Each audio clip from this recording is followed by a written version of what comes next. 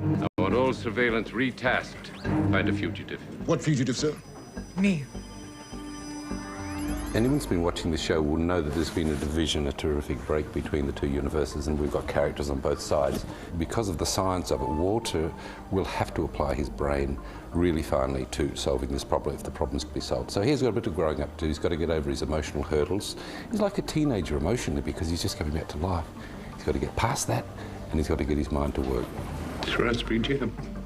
Because of his emotional pain, and there's heaps of it, we're going to find some sort of redemption for this man. It's a beautiful story because all of us go through that in our lives. And so I think there's a lot of identification with people saying, oh yeah, living with past guilt, living with regrets, getting through it, becoming richer and stronger and a wiser person. And that's what Walter does. You did cross universes twice to save my life. I think he's in the process this year of realizing maybe not who he is, but what he is, because there's some sense of purpose now with this machine that was on the other side and turns out is on this side too.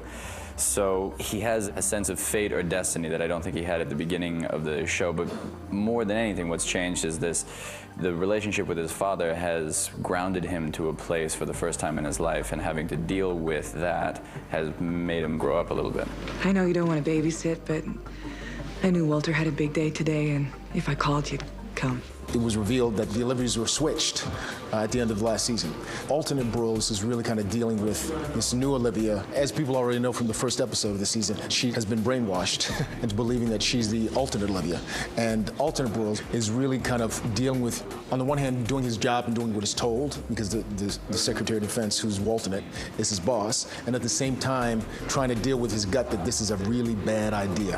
A history of pop culture. Well, that's your homework. It'll help familiarize you with this world. I'm actually the alternate Olivia at the moment.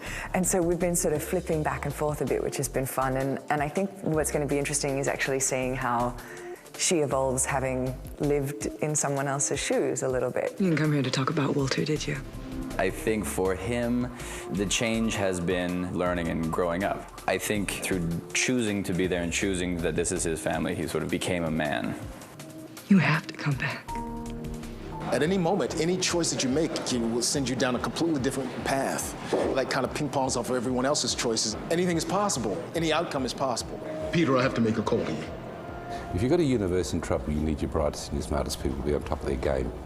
So I think that it's set up so that Walter will actually have to lift his game and start to perform at his best. His bringing me back was never about fixing this universe. It was about destroying yours. He will have to make his choice about who or what he is, or maybe which side he chooses to save or destroy, or either or neither. This will be, I think, the big year of transition for him. I'm not going to let him do this. Really what you've got is you've got two universes, two people on the verge of war, and they're themselves. And it's an incredible metaphor for when we're at war, we're all one humanity, we're at war with ourselves. And then you've got, it's a great detective story, it's a great action-adventure story, it's got great relationships, it's got great writing, it's got great acting, and there's lots of car chases and explosions and guns.